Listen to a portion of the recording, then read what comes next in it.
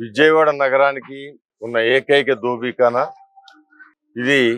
విజయవాడ నగరంలో అన్ని ప్రాంతాల నుంచి కూడా వచ్చి ఇక్కడ బట్టలు వాష్ చేయటం అనాది నుంచి వస్తున్న కాలం.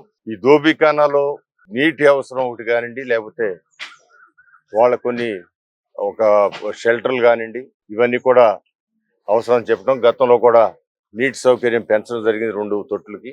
ఒక తొట్టికి చాలా రోజుల నుంచి వాళ్ళు అడుగుతున్నారు. ఖచ్చితంగా ఈ వారం రోజుల్లో ఆ బోరు ఉండే అధికారులు కూడా చెప్పడం జరిగింది. మీరు వేయలేకపోతే నేను నా సొంత డబ్బులు వేస్తామని చెప్పాను. కాదండి, వేస్తామని చెప్పారు.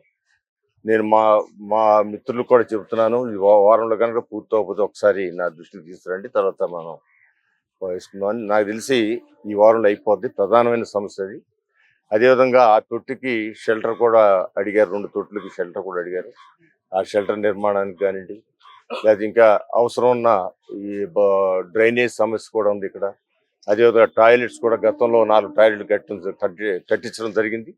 దాంట్లో 2 పనిచేయట్లేదు అన్నారు. వీటన్నిటి కూడా క్లీన్ చేసి పరిశుభ్రతకి అత్యధిక ప్రాధాన్యత ఇచ్చే వ్యక్తి నారా చంద్రబాబు గారు. ఎప్పుడు కూడా పరిశుభ్రంగా ఉండాలి, సామాన్యులకి మౌలిక సదుపాయాలు కలిగించాలి, వాళ్ళకి ఎలాంటి పొల్యూషన్ లేకుండా ఇబ్బంది పడకుండా చేయాలనేది. ఇక్కడ పక్కనే స్వర్గపురి ఉండటం, ఇదంతా స్వర్గపురి స్థలం కావటం, దాని నుంచి వచ్చే పొగ వలన సమస్య ఉన్నా అది వాళ్ళకి వాళ్ళు కూడా దానికి గతంలో కూడా ఖర్చు పెట్టి కొంత చేయడం జరిగింది.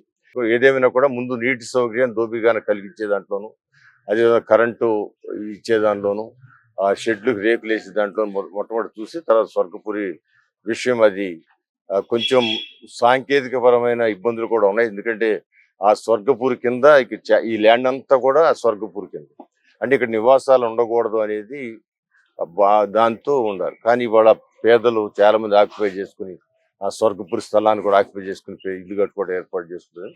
వాళ్ళకి ఆ ఇళ్లను కూడా రెగ్యులరైజ్ చేయడానికి కూడా గవర్నమెంట్ నిర్ణయించింది.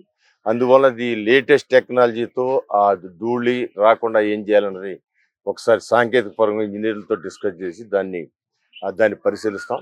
బట్ ముందుగా సామాన్యమైన చిన్న మౌలిక సదుపాయాలను కూడా ఇమీడియట్ కల్పిస్తామని వీళ్ళందరూ కూడా ప్రామిస్ చేయడం జరిగింది.